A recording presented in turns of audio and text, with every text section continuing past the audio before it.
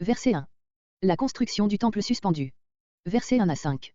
Les ennemis des Juifs réussissent à arrêter la construction du temple, laquelle demeure interrompue jusqu'à la seconde année, verset 24, de Darius. Comme nous nous trouvons en ce moment à la seconde année de Cyrus, qui a régné seul 7 ans, cela fait 5 ans pour lui. Cambyse en a régné 7 et demi, Smerdi le mage n'a occupé le trône que 7 mois. Pour Dariusi, fils de Histaspe, comptons un AN d'après verset 24. Nous arrivons ainsi à une interruption d'à peu près 14 ou 15 ans. Les ennemis. Ils sont appelés ainsi par anticipation, car ils ne s'étaient pas encore manifestés comme tels et leur démarche n'était point un piège. Leur hostilité prit naissance dans le refus qui l'essuyèrent.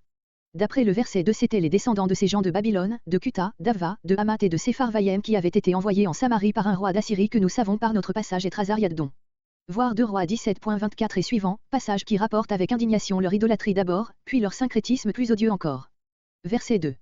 Car comme vous, nous voulons nous rapprocher de vous, nous conformer à votre religion et invoquer votre Dieu. Bien que nous, littéralement, et nous ne lui avons pas offert de sacrifice. Ils font remarquer aux Juifs qu'ils ne sont pas de ceux qui avaient mélangé le culte de l'Éternel au culte des faux dieux, 2 Rois 17.33.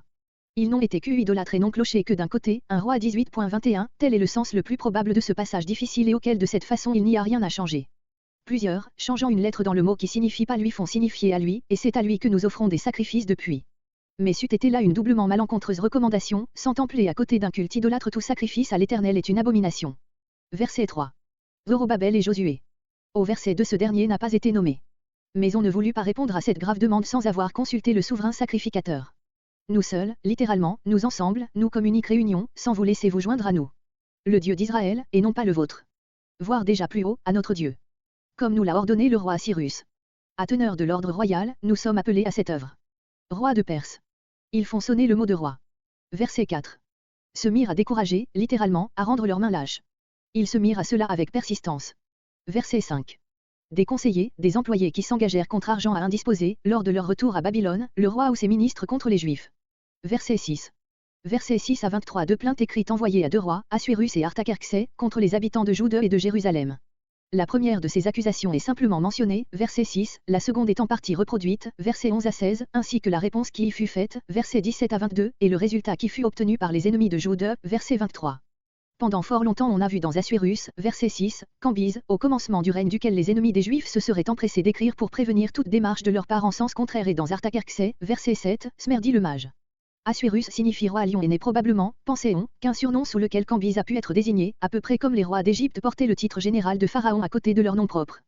On en disait autant d'Artaxerxès, qui signifie le grand héros. Il est vrai que, dans la lettre ici reproduite, il est parlé de la reconstruction des murs de la ville et non pas du temple, dont il a été uniquement question dans les chapitres précédents. Mais on expliquait cette inexactitude par l'intention d'effrayer le roi. Un temple, il n'y avait pas là de quoi le faire beaucoup réfléchir. Mais des murailles étaient quelque chose de plus grave. Il y avait donc là une exagération mensongère. Et il semble en effet que le copiste ait compris la chose ainsi car, le mot alors qui ouvre le verset 24 paraît reprendre le alors du verset 23 et vouloir rattacher intimement ces deux données. Mais, il y a de cela 60 ans environ, le professeur Kleinert a le premier fait observé qu'Assuérus, plus exactement Ahasverosh, ne désigne jamais que des rois perses connus sous le nom de Xerxès et Artaxerxès, plus exactement Artashshasta, ne peut non plus désigner d'autres rois que ceux qui ont porté ce nom. Avec tous les modernes nous admettons donc ici un déplacement chronologique. Voir l'introduction. On aura peut-être commencé simplement par citer ces deux accusations comme présentant une grande analogie avec celle du verset 6, et, plus tard encore, quand on aura perdu de vue la valeur exacte des noms des deux rois dont il y est parlé, on en sera venu à regarder ces rois comme les successeurs immédiats de Cyrus. Ils écrivirent, non pas les mêmes que les précédents, mais des gens animés des mêmes sentiments, car Assuérus, Xerxès, a commencé de régner en 485, ce qui nous transporte plus de 30 ans après la fondation du temple. Une accusation, Sina, voir Genèse 26.21, note. Cette lettre-là n'est pas citée, mais le nom sous lequel elle est désignée laisse à penser quel en était l'esprit. Verset 7. Artaxerxès Ier a régné de 465 à 425. Le texte n'indique pas à quel moment de son règne cette lettre fut écrite. En revanche, plusieurs particularités relatives à cette nouvelle lettre sont fournies, entre autres ses auteurs et la langue en laquelle elle était écrite. Bisclame, Mithrédate, Tabéel, personnages inconnus, peut-être des employés subalternes qui firent passer leur requête par Réom et Sisaï, verset, émoticône n'en croyant pas ses yeux, personnes officielles qui l'appuyèrent en y joignant une autre lettre de leur composition, laquelle seule a été conservée, verset 9 à 16. D'autres pensent que le verset 8 parle d'une lettre qui n'a absolument rien à faire avec celle de Bisclame et de ses deux compagnons. La lettre.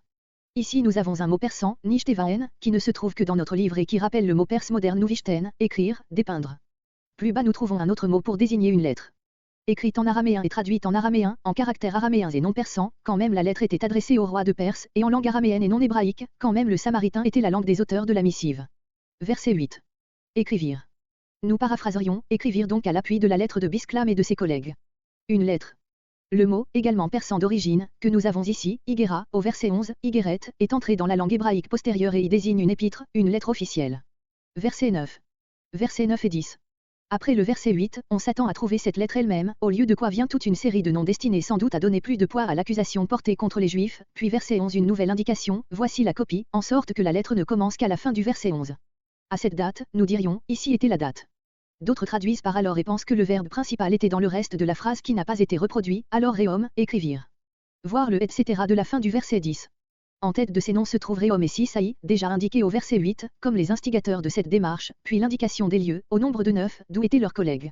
De Dina, littéralement, les Dinaens, des colons venus peut-être d'une ville du nom de Dénavé en Médie, ou bien du pays de Déyan, qui figure dans les inscriptions cunéiformes dans le voisinage de la Cilicie et de la Cappadoce. D'Apharsatak, littéralement, les Apharsataciens, peut-être les Parétaciens d'Hérodote, I. 101, sur la frontière de la Perse et de la Médie. Strabon, 15, 3, 12, parle aussi d'une peuplade de montagnards de ce nom, connus pour leur férocité et leur brigandage. De Tarpéla, les Tarpéliens, les Tapouriens de Ptolémée, 6, 2, 6, à l'orient de l'Élimaï, en Susiane. D'Aphara, probablement des Perses. À la suite du A initial, les 6 lettres Phara sont exactement celles qui forment en hébreu le mot perse. D'Érek, littéralement, les arcs V1. Érek, Genèse 10.10, l'Uruk des inscriptions, aujourd'hui Warka, non loin de Babylone, sur les bords de l'Euphrate. De Babel. Dans 2 Rois 17.24, sont nommés, à côté de Babel, la grande cité, Kuta et Avva qui sans doute sont compris ici. De Suse, voir Daniel 8.2, note. Et Esther 1.2.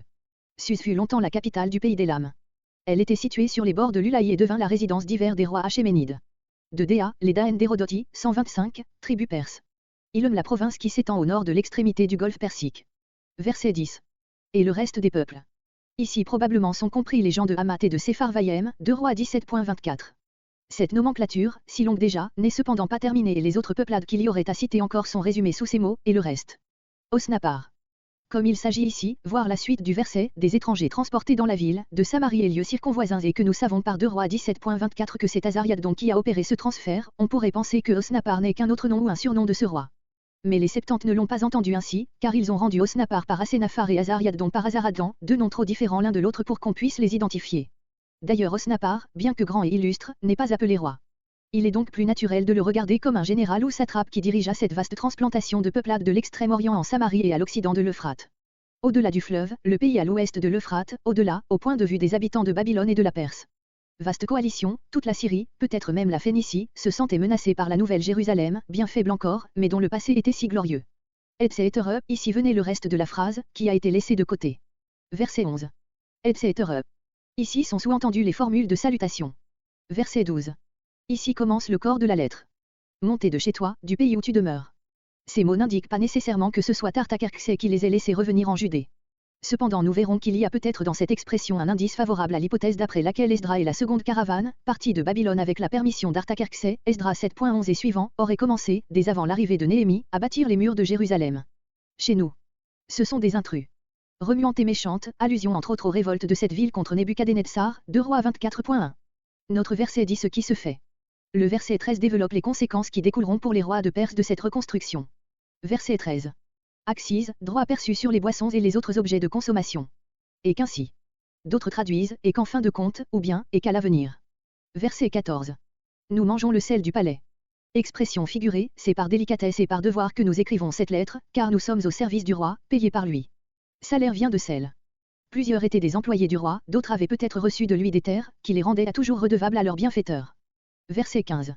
Le livre des Mémoires, ouvrage racontant les faits les plus remarquables de l'histoire des pays sur lesquels régnait Artaxerxès, Esther 2.23, Esther 6.12, Esther 10.2. Nous avons vu chez les Israélites quelque chose de semblable dans 1 Roi 11.41, 2 Rois 1.18, 2 Rois 8.23. Tes pères, non seulement tes ancêtres, mais en général tes prédécesseurs chaldéens et assyriens. C'est pourquoi cette ville a été détruite, à bonnes enseignes et il serait dangereux de la laisser se relever. Verset 16. Plus de possession. On commencera par refuser tout impôt, verset 13, et l'on en viendra à secouer entièrement ta domination. Verset 17. Un ordre, dans Daniel 4.17, une sentence, la décision prise par le roi. Verset 18. Exactement. Peut-être ce mot veut-il dire que la lettre n'a pas été traduite en perse, mais lue dans sa teneur originale. Verset 20. Des rois puissants ont existé à Jérusalem. Ce n'est qu'à David et Salomon que convient en plein ce que dit ici le roi de Perse, Jéroboam il fut aussi fort puissant, 2 Rois 14.25, mais habitait à Samarie. tribus, axes, etc., voire au verset 13. Verset 22. Au préjudice des rois. Artaxerxès ne pense pas à lui seulement, mais à ses successeurs, auxquels il ne doit pas, par quelque négligence, causer une diminution de pouvoir et de richesse. Verset 23. La copie, même mot qu'au verset 11, par Schegen. Il ne faudrait pas en conclure qu'on ait commencé par copier cette lettre et qu'on en ait lu la copie, après avoir déposé l'original dans les archives. L'original lui-même qui fut envoyé à Samarie était un double de la pièce primitive gardée dans la chancellerie royale. Par force et par violence. On n'en vint pas aux mains, mais ils firent un déploiement de force qui fit comprendre aux Juifs ce qui les attendait s'ils n'abandonnaient pas leur ouvrage. Peut-être même détruisirent-ils ce qui avait été déjà bâti. Verset 24. Voir ce que nous avons dit dans la note générale au début du verset 6.